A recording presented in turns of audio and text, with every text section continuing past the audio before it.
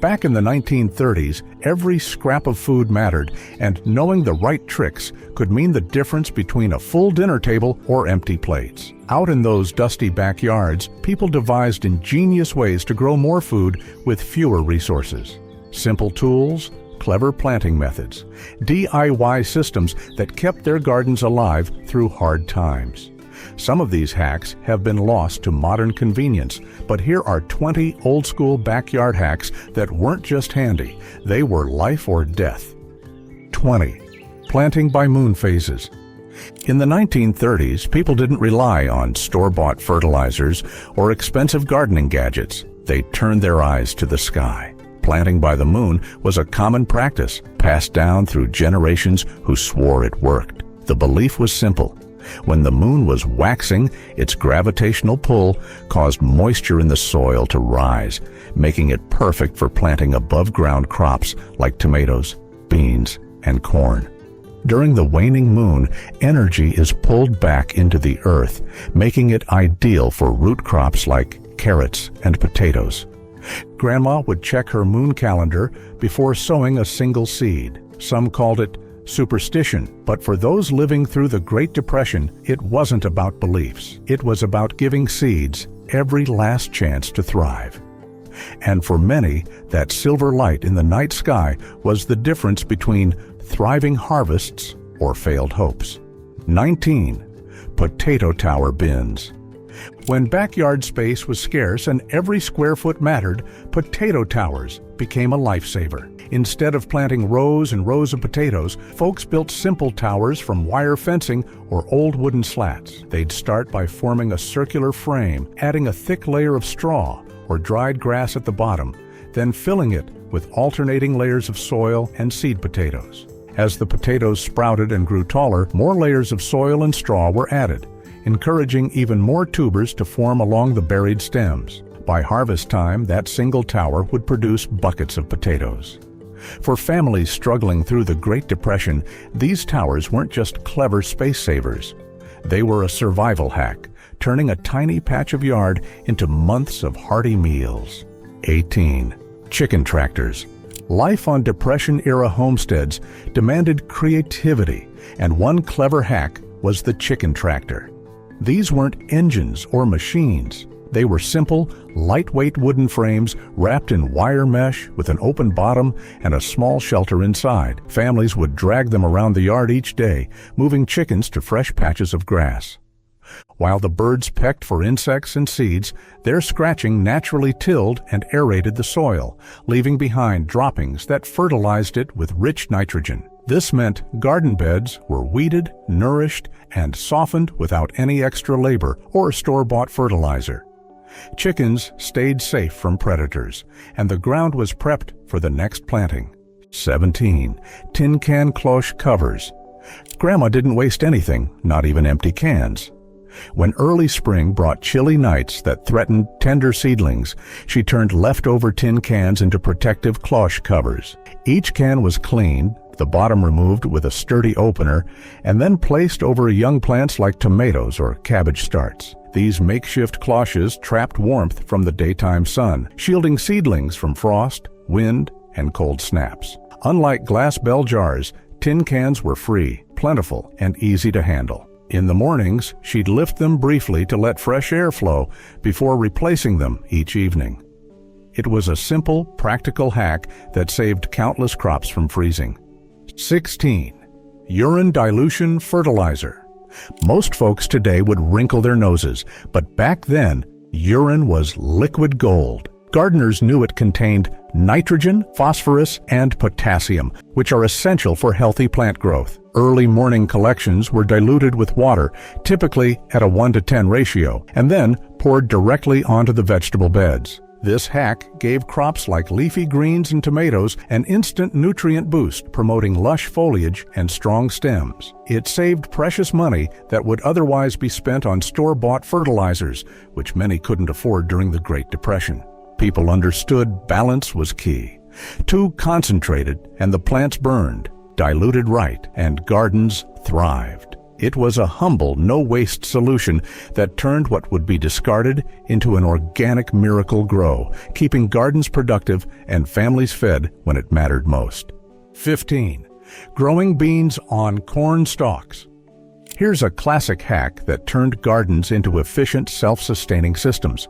Instead of building poles for beans, gardeners simply planted them alongside corn. As the corn grew tall and strong, the bean vines wound their way up the sturdy stalks, reaching for sunlight without needing extra support. This Three Sisters approach wasn't new even then. It originated from Native American gardening traditions, but during the 1930s, it was a matter of life or death. Beans, being legumes, fixed nitrogen in the soil, feeding the corn as they grew. Meanwhile, the broad squash leaves planted below shaded the ground, holding in moisture and keeping weeds down. It meant maximum harvest in minimal space and soil that stayed healthy season after season. 14. Stale beer slug traps. Slugs and snails were relentless enemies of backyard crops, and in the 1930s, gardeners didn't have fancy pellets to scatter around. Instead, they used a hack that was as simple as it was effective: stale beer traps. They'd bury shallow dishes or tin can lids right into the soil near lettuce, cabbage, or young seedlings, and pour in leftover flat beer. Overnight, the strong yeasty smell attracted slugs, and they'd crawl in and drown. It might sound a little grim, but for families relying on every leaf of cabbage to feed them through the week, this hack wasn't optional. It was cheap, quick to set up, and it saved entire harvests from disappearing overnight. 13. Burned weeds as potash. Every scrap counted in Depression-era gardens, and even weeds weren't wasted. Instead of tossing them away, gardeners burned dried weeds and garden debris to create wood ash, also called potash, a natural fertilizer rich in potassium. They'd gather weeds, fallen branches, and old plant stems, burn them safely in metal barrels or small pits, and then sprinkle the cooled ash around heavy-feeding crops like tomatoes, squash, and root vegetables. This gave plants a boost for flowering and fruiting, improving harvest yields without spending a dime on store-bought fertilizer. People back then understood that potassium wasn't just nice to have. It was essential for plant strength and disease resistance. In gardens where every tomato and carrot mattered for supper, a simple pile of burned weeds meant healthier meals on the table. 12. Grease bands on trees. Some gardening tricks in the Depression era were downright genius in their simplicity. Grease bands on fruit trees are a perfect example. Instead of spraying chemicals to keep crawling pests away, gardeners would coat strips of burlap or paper with thick, sticky grease and wrap them tightly around tree trunks in early spring. As pests like winter moth caterpillars and ants tried to crawl up to feast on tender buds or set up colonies, they'd get trapped in the sticky barrier. This old hack stopped infestations before they even started, keeping apples, pears, and plums healthy and harvest-ready. People didn't just save money with this method, they protected their food supply. When your orchard was your pantry, losing fruit to pests wasn't just frustrating. It meant fewer pies, jams, and preserves to carry the family through the seasons. 11. Sawdust mulch paths. Imagine stepping out into your garden without sinking into mud or battling stubborn weeds between rows. That's why sawdust mulch paths were a beloved hack. After chopping wood for the stove or trimming trees, families saved every bit of sawdust and wood shavings. Instead of tossing it aside, they spread it thickly along garden paths and between vegetable beds. This hack kept shoes clean, blocked weeds from sprouting, and soaked up excess rainwater, preventing puddles from forming. As time passed, the sawdust broke down slowly, adding organic matter to the soil beneath. It was easy to top up each season, and the soft golden paths looked tidy and felt springy underfoot. When pennies were pinched, store-bought mulch wasn't an option. Sawdust transformed what was once waste into a practical and beautiful solution that made backyard gardens easier to tend. 10. Storing root veggies in sandboxes. In winter, keeping carrots, beets, and turnips fresh without a fridge wasn't easy. That's where the sandbox storage hack came in handy. Gardeners filled large wooden crates or old barrels with clean, dry sand, layering freshly harvested root vegetables inside so none of them touched each other. The sand maintained steady moisture levels, preventing rot while keeping the veggies crisp and cool. Families tucked these crates away in sheds, cellars, or covered porches where temperatures stayed low but didn't freeze. Whenever dinner called for carrots or turnips, it was as simple as brushing off the sand. It was a hack that stretched harvests for months, long before grocery stores lined their shelves year-round. Today, it's still one of the most reliable ways to store fresh garden roots without any electricity at all. 9. Hog panel trellis for climbing crops. Not everything needs fancy store-bought trellises. Back then, gardeners turned to hog panels, a sturdy wire fencing meant for livestock, as their go-to climbing frames. They simply drove a few posts into the ground and wired sections of hog panel upright or arched them into hoops. Beans, peas, cucumbers, squash, and even small melons loved clinging to the grid. The spacing was perfect for winding tendrils, and harvest was easier too, with fruits hanging cleanly off the ground. Hog panels didn't rot like wood or sag like string supports, and they lasted for decades with barely any upkeep. This hack saved time, money, and back pain during harvest. Today, it still remains a secret weapon for gardeners seeking strong, reliable trellising without the constant repairs associated with cheaper alternatives. 8. Buried clay pots for irrigation.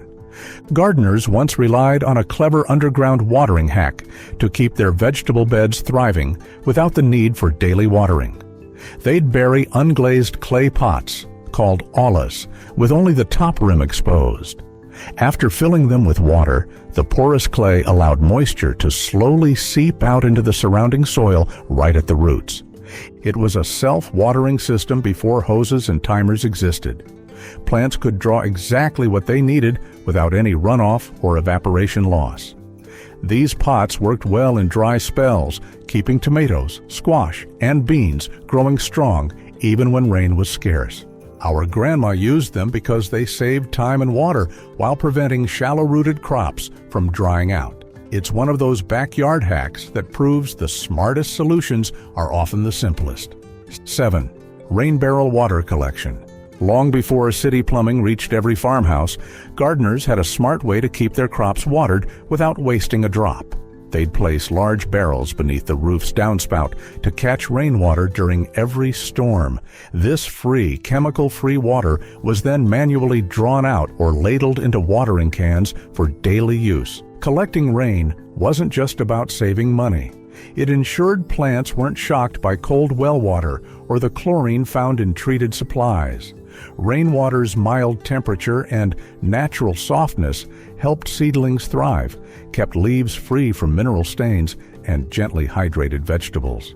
People even covered their barrels with mesh or old window screens to keep mosquitoes and debris out. It was a simple, low-tech system that turned every rainfall into a lifeline for backyard gardens, especially during scorching summer dry spells. 6. Wood ash to sweeten acidic soil.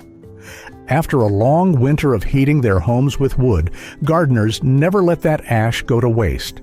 Instead, they scattered it across garden beds in early spring to sweeten overly acidic soil.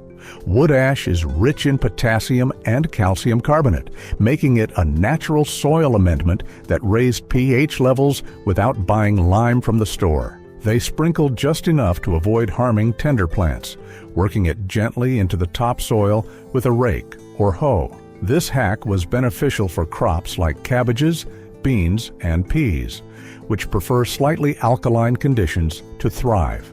Our grandma also knew not to use ash near acid-loving plants like blueberries. But for most vegetables, this leftover from winter fires became a secret boost, transforming tired earth into productive beds ready for another season of heavy harvests. 5. Homemade cold frames with storm windows. Grandma didn't wait around for fancy greenhouses. She turned old storm windows into homemade cold frames, giving her seedlings a warm, protected start when frosty nights still lingered. Using leftover timber, bricks, or even stacked stones, she built simple rectangular frames directly on the soil and laid the storm windows on top to trap in precious sunlight. These cold frames acted like mini greenhouses, shielding tender sprouts from biting winds and sudden chills while letting in just enough light and fresh air each day. Lettuce, radishes, and even young tomato plants flourished under her careful eye, growing weeks earlier than usual. When the sun burned too hot, Grandma propped the glass open with a stick so her seedlings wouldn't bake alive. It was a clever, frugal hack that made sure there was always fresh food on the table long before summer truly arrived. 4. Using old rugs to kill grass for new beds. Grandma never wasted a thing, not even worn-out rugs. When she wanted to start a new vegetable patch without breaking her back digging out stubborn grass, she simply dragged an old rug out to the yard and spread it flat over the area she planned to plant. The heavy fabric blocked sunlight completely, smothering weeds and grass underneath within weeks. When she finally pulled the rug away, the earth was bare and softened, easy to rake through, and ready for compost or manure. This hack meant no wrestling with sod and no fighting endless regrowth. Sometimes she'd leave the rug down all winter, letting snow and rain soak the ground so it was damp and rich by spring planting. It was a quiet bit of wisdom that saved her time, sweat, and kept her garden plans moving forward with almost no effort. 3. Corncob mulch for moisture retention. Corn was a staple in nearly every backyard during the tough years, and nothing went to waste, not even the cobs.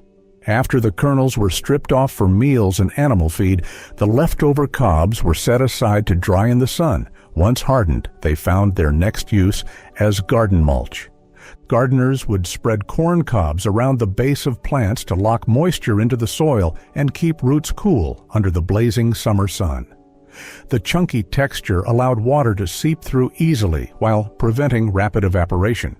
Unlike straw or grass clippings, corn cobs didn't mat down or blow away in heavy winds, making them a reliable mulch material. This simple trick kept gardens thriving during drought spells when every drop of water counted, proving even scraps had purpose in a frugal and practical garden. 2. Compost trench gardening. Long before compost tumblers and fancy bins, gardeners had a simple yet genius way to feed their soil: trench composting. Instead of piling scraps in a corner, they dug shallow trenches right in the vegetable rows or between them. Into these trenches went kitchen scraps, wilted plants, and garden trimmings. Everything from potato peels to crushed eggshells found its way underground. Once the trench was filled, it was covered up with soil. As the materials broke down, they enriched the earth directly where crops would grow next. This not only boosted nutrient levels, but also improved soil texture, drainage, and microbial activity. It was gardening efficiency at its finest, feeding the next harvest right from the last meal's scraps. 1. Homemade string line for straight rows. Grandma didn't need laser levels or fancy garden markers to keep her rows perfect. She just used a ball of old twine and 2 sturdy stakes, often broken broom handles sharpened at the ends. She'd hammer one stake into the soil at the start of the row, tie the twine tight across to the other stake, and press it low so it nearly touched the ground. Then she planted each seed or transplant right along that string, making her rows neat and straight every single time. Straight rows weren't just for show. They meant easier hoeing, faster weeding, and better watering, as Grandma could run her tin watering can right down the path without missing a plant. Simple, clever, and done with what she already had. That was Grandma's way. That's it for today's Backyard Secrets. If you found these old-school hacks helpful, make sure to subscribe and join us for the next video. See you soon.